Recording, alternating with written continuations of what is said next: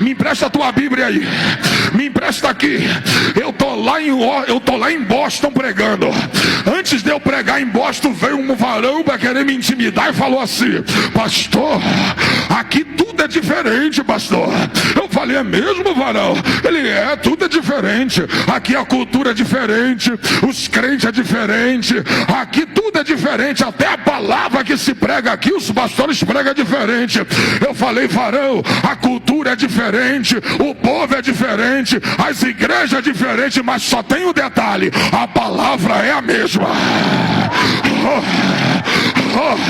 Santidade no Brasil é santidade aqui.